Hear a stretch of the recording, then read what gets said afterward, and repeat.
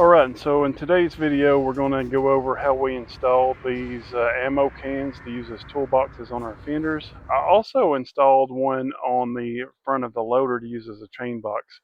So I'm going to show you both ways how I set those up and did it in case it's something that's going to help you with your tractor storage.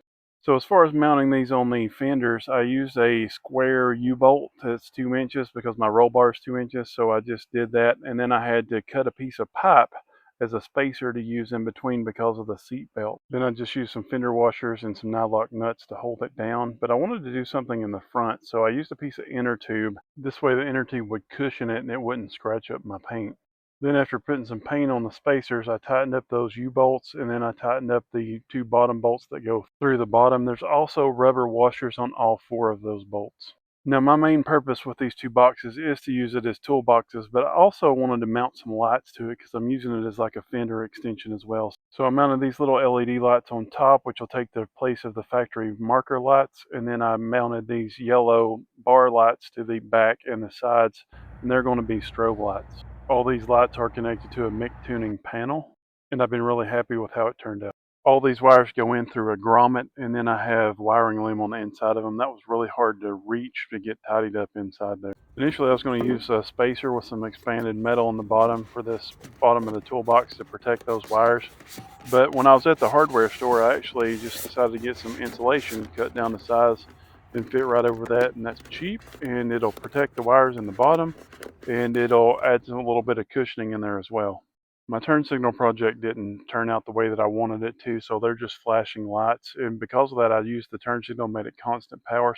This way I could put a USB plug in there and be able to charge my camera batteries and stuff. So I think I'm going to leave this toolbox open just for my electronics and YouTube related stuff actually, and put my tools in the other side. As a finishing touch, I added these American flag symbols that I have on the truck. And then I did go through and seal up all the lights so that way there wouldn't be any water leaks. There is some rubber washers around all those bolts though as well. So I think all that turned out really well. And just here it is working, and it works like a charm. My next project's going to be a chain box. I ordered this one on Amazon, but it was so big on this little tractor that the box scraper wouldn't even raise up. So I decided to use an ammo can for that. I'm using some angle iron as a support on the bottom. I'm going to mount it on the side of the loader. Then I'm using some 1/8 inch plate that I had left over, and I'm building a frame to support it.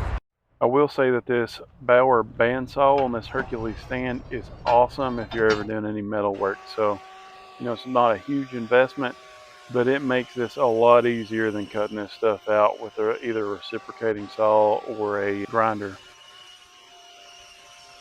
So basically what my plan is just to kind of mock this up and see how it's going to work. I had to use that top bar. I was trying to space it out against the loader, and it wasn't flat. So trying to decide if I needed that front bar to be on the front or the back. After that, I used the wire wheel on the grinder to try to clean a lot of this rust off. This angle iron was old, so it had rust everywhere. I had to use the wire wheel on the hand grinder to get that inside of the angle iron off, because obviously you can't do that with a bench grinder. Then I put the old Harbor Freight flux core welder to the test, and we started doing some tack welds just to hold all this in place. And then after we got it tack welded, I did go through and kind of stitch weld all of these joints. So it's probably way overbuilt for this thing, but I was testing it out just to make sure that my plan was going to work and that the spacing was going to be good with that one piece of flat bar on that side. So after that, I went ahead and put the last piece on there. We used a wire wheel to clean up that flux core a little bit. I was using, as you can see there on the table, I was using some anti-spatter spray, which keeps things a little bit cleaner too. But, just went to welding this thing, got it all put together, and I was happy with the way it came out. The welds could have looked better on this thing, but they're pretty much hidden anyway, so it is what it is, and it's strong enough to hold this box, which is all I really cared about. I'm not a welder by any means, but it seems to get a little bit better every time that I try, so I want to keep trying, and I've not had anything fail on me yet, so hopefully we'll continue that streak as well. I'm going to get everything welded up the rest of the way here, and then we'll be back in just a second.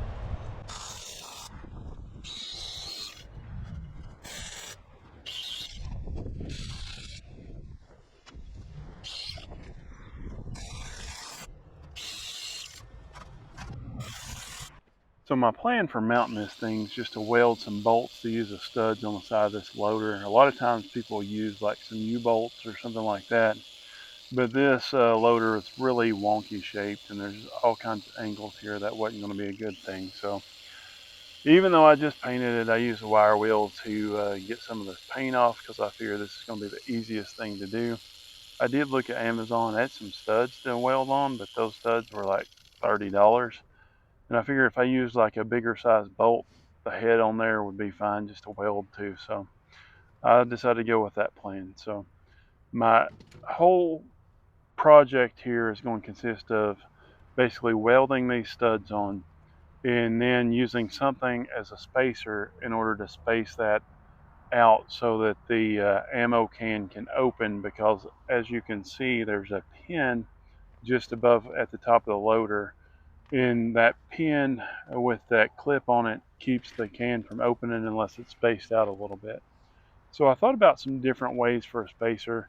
Initially I was thinking about like a PVC or something like that, and I thought maybe just some washers, but the problem is I needed probably about 1.5 inches, 2 inches to get the clearance that I needed on there. So I thought we'd just start with the studs, and I used a piece of cardboard here in order to make a template. But in order to do that, I basically took the frame that I made and I kept using different things that I could find laying around the house to use as a spacer. I ended up using, I think it's 1.5 inch tubing that I bought just to practice welding because my welding was really bad.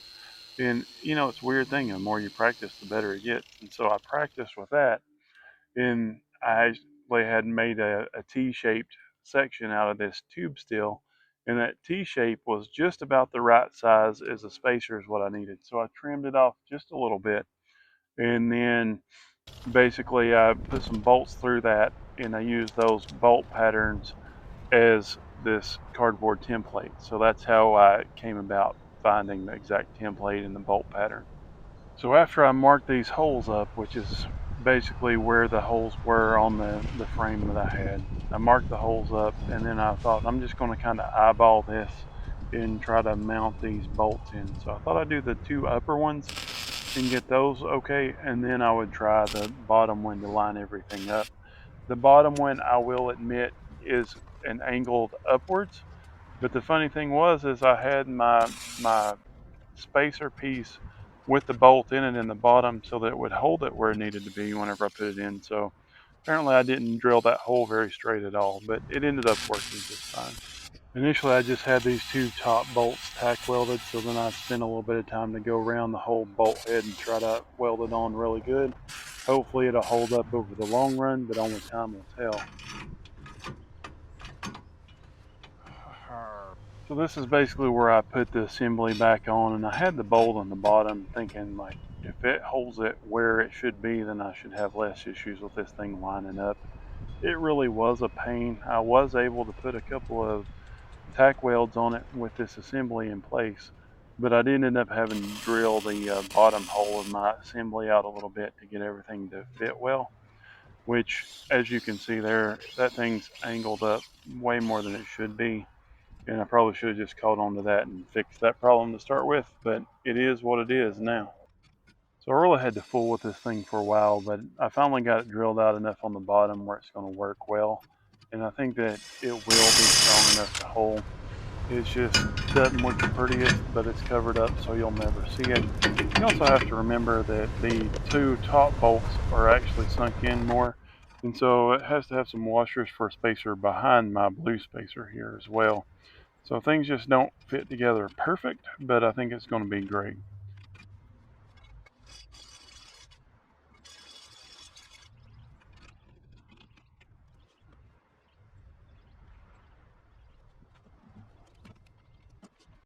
After I got these studs on, I just went over it with like a chalk marker on the end of them and marked the ammo can where I needed to drill the holes, and then I was able to push that on there just for a good test fit here.